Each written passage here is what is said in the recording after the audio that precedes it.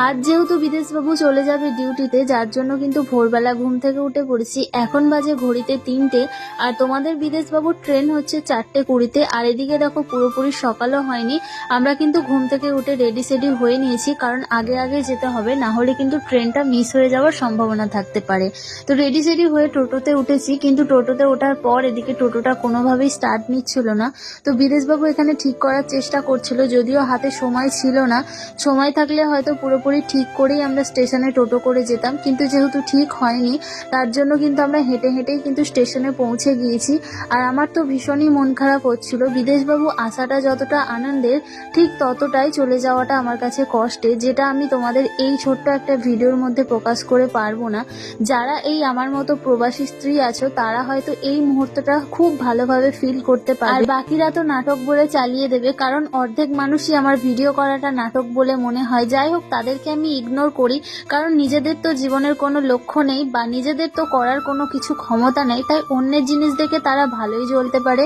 যাই হোক, তাদেরকে আমি ইগনোর করে চলারই চেষ্টা করি। কিন্তু যবে থেকে আমি এই সোশ্যাল মিডিয়ায় কাজ করা শুরু করেছি, তবে থেকেই আমি অনেক মানুষের অনেক কথা শুনেছি, তবে সেই মানুষগুলোর কথা আমি আজ ইগনোর করেছি বলেই আজ আমি এই জায়গাটায় পৌঁছাতে পেরেছি। তাই আমি মনে করি, আমার কাজকে যারা সম্মান করে না, নাটক বলে চালিয়ে দেয়, তাদেরকে বলছি তোমরা আমাকে ব্লক করে দিতে পারো, কারণ তোমাদেরকে আমার ভিডিও দেখার জন্য জোর করি না।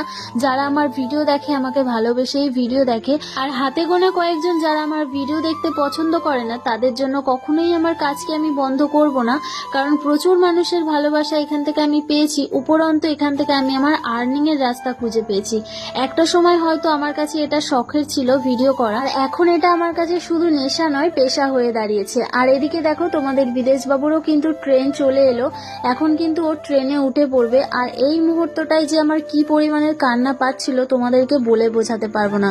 যতক্ষণ ও আমার কাছে ছিল, ততক্ষণ অতটাও কান্না পাইনি, হয়তো ভেতরে ভেতরে কষ্টটা চেপে রেখেছিলাম। কিন্তু ট্রেনটা যখন চলে এলো, ও উঠে পড়লো, আমার প্রচুর পরিমাণে কান্না পেয়েছিল, কিন্তু ওর সামনে আমি কাঁদতে পারছিলাম না, লাস্টে কেঁদেই ফেললাম। আবারও শুরু হয়ে গেল অপেক্ষা, সেই দিন গোনা যে আবার কবে আসবে কবে আসবে। জানি না আমার কবে ভাগ্য হবে ওর সঙ্গে যাওয়ার, তবে খুব তাড়াতাড়ি ওর সঙ্গে যাব। তোমরা অনেকেই আমাকে বলেছো যে দিদি ভাই, কেন তুমি তোমার বিদেশবাবুর সঙ্গে চলে যাও না? তো তোমাদেরকে আজকে একটা কথা বলি, ও যেখানে ডিউটি করে সেখানে কিন্তু ওয়াইফ নিয়ে যাওয়ার অ্যালাউ নেই, যার জন্য কিন্তু আমি যেতে পারি না। যখন অ্যালাউ হবে আমি অবশ্যই ওর সঙ্গে যাব, আর তোমরা তো ভিডিওর মধ্যে দেখতেই পাবে। তো তারপরেই দেখো, ট্রেনে ওঠার পর বিদেশবাবু কিন্তু কল করেছিল, মানে ভিডিও কল। আমি ওকে দেখার পর প্রচুর কান্না করছিলাম, কারণ কিছুক্ষণ আগেই যেই মানুষটা আমার সঙ্গে ছিল, আর নিমেষের মধ্যেই দেখো আমাকে রেখে আবারও চলে গেল ডিউটিতে। তো এটাই সব থেকে বড় কষ্টের। আর বাড়ি আসার পর ঘরটা তো পুরো আমার ফাঁকা ফাঁকা লাগছে, চারিদিকে ওর কোনো জামা প্যান্ট নেই, পুরো ফাঁকা। এটা দেখার পর আমার তো ভীষণই কষ্ট হচ্ছিল। তো চলো, আজকের মতো টাটা সবাইকে।